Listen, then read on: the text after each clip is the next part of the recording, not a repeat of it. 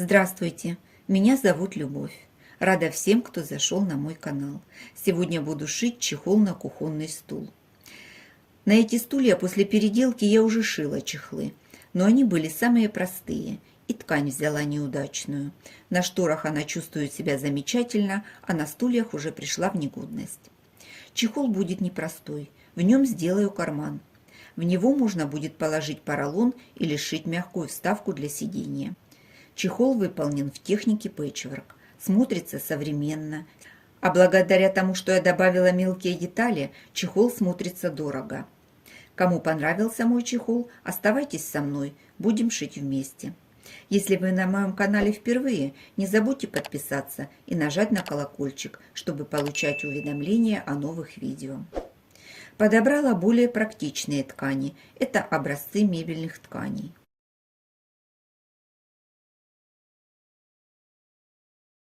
Отсюда возьму вот этот кусок.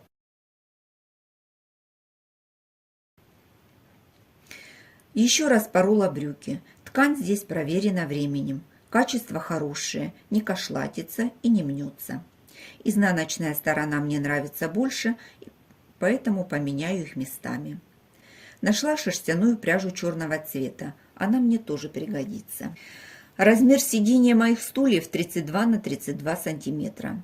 Шить буду исходя из этих размеров. Для одного чехла вырезаю 2 квадрата 16 на 16 сантиметров серого цвета и 2 таких же квадрата черного цвета. Складываю их попарно и скалываю булавками. Провожу 2 диагонали.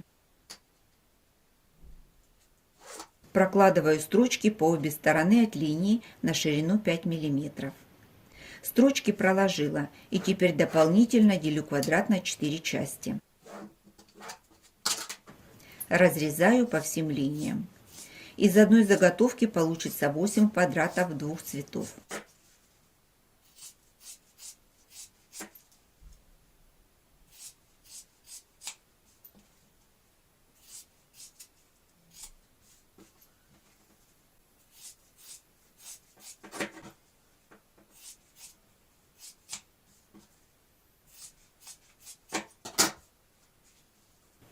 Квадраты разворачиваю и срезаю уголки. Со второй заготовкой все делаю так же. Для лоскутного блока нужно 16 таких квадратов. Их можно сшить по-разному. Я показала самый простой и быстрый способ. Все квадраты я проутюжила спаром. Припуски заутюжила на сторону черной ткани. Она у меня потоньше и хорошо поддается влажно-тепловой обработке. В каждом ряду будет по 4 квадрата. Начинаю собирать лоскутный блок с середины. Сдвигаю 4 квадрата, чтобы получилась мельница. Дальше сдвигаю квадраты так, чтобы было продолжение черных лепестков. Теперь добавляю продолжение серых лепестков.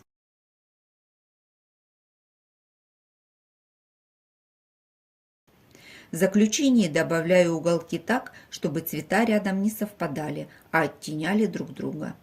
Блок готов. Собираю квадраты рядами в одинаковой последовательности. Сшиваю. Получилось 4 вертикальных ряда. Швы заутюживаю на одну сторону. Складываю попарно и сшиваю. Затем соединяю между собой. Блок готов. Проутюжила спаром. При сшивании нужно следить, чтобы совпадали соединения квадратов. На обратной стороне в местах соединения квадратов припуски разлаживаю в разные стороны, чтобы не было утолщения. Для соединения квадратов выбрала мелкую строчку 1,5 мм. Закрепок по краям не ставила. Если использовать строчку покрупнее, нужно ставить закрепки. Размер блока получился 24 на 24 сантиметра. На 2 стороны пришила черные полоски 24 на 6,5 сантиметров. На 2 другие стороны пришила полоски 34 на 6,5 сантиметров. Получилась заготовка 34 на 34 сантиметра. Собрала сэндвич для стежки. Внизу ткань хлопчатобумажная, она у меня не новая. размером чуть больше заготовки. Следующий слой поролон толщиной 0,5 см. Он прекрасно прошивается на машине, дает объем. И верхний слой – это лоскутный блок. Скалываю булавками в нескольких местах, чтобы не сдвигались слои. Стегала заготовку прямой строчкой с обычной лапкой. Сейчас покажу с изнанки, тут видно лучше. По краю прошила строчкой зигзаг, соединила все слои вместе. Так удобнее будет работать. Срезаю все лишнее как можно ближе к строчке.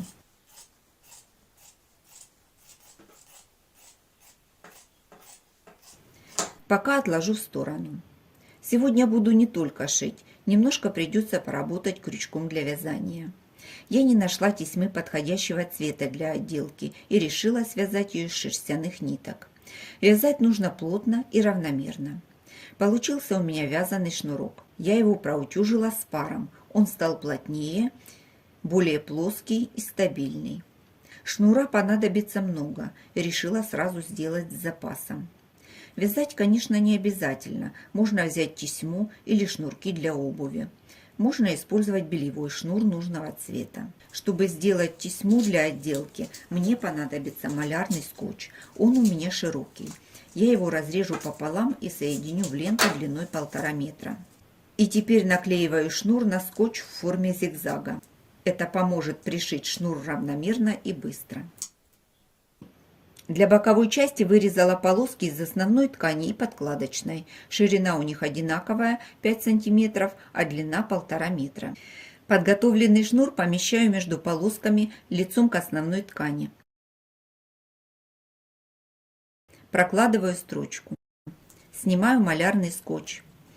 Когда шила боковинку для второго стула, скотч слегка увлажнила, и он потерял свои клеящие свойства. Снимать его было легче.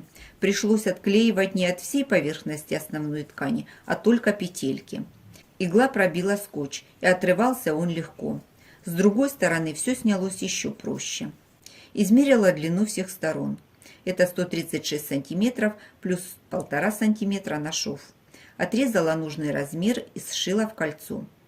На соединении делаю разную длину припусков, чтобы убрать толщину.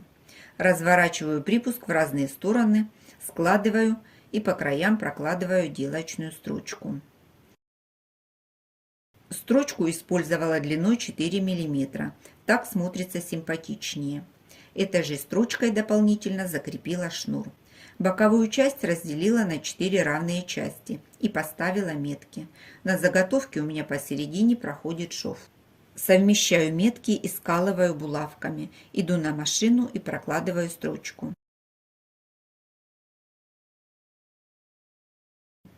Припуски на швы оставила 0,5 см. На боковой детали на углах сделала надсечки. Теперь буду делать карман. Для него вырезала прямоугольник шириной 34 см и длиной 41 см. Это 34 см деталь, 4 на заход и 3 см на обработку срезов. Делю прямоугольник пополам по длинной стороне. Края с одной стороны подгибаю и прокладываю строчку. Беру заготовку и скалываю уголки, чтобы не мешали. Сверху накладываю подготовленный прямоугольник лицом вниз. Обработанный край поворачиваю к середине. Фиксирую булавками.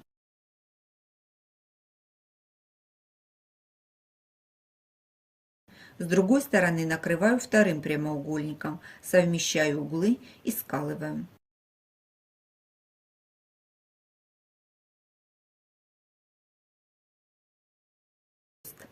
Посередине получился нахлест.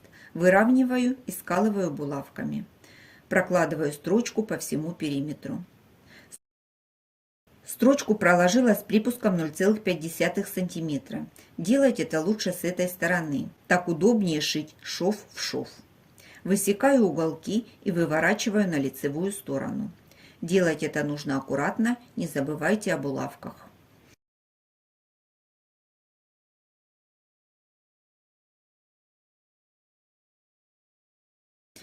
Снимаю булавки и выправляю все швы и уголки.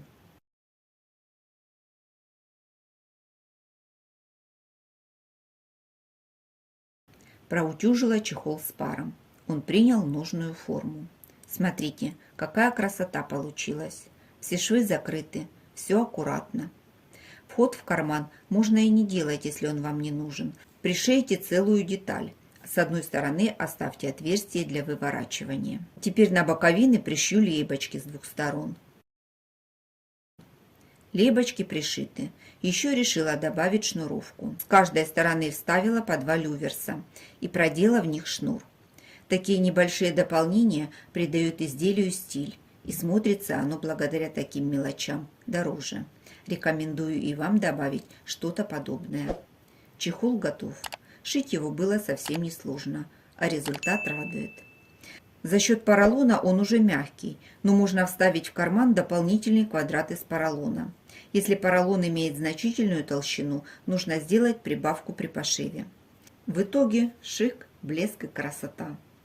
Жду ваших предложений и замечаний в комментариях. А я на этом с вами прощаюсь. До встречи в новых видео.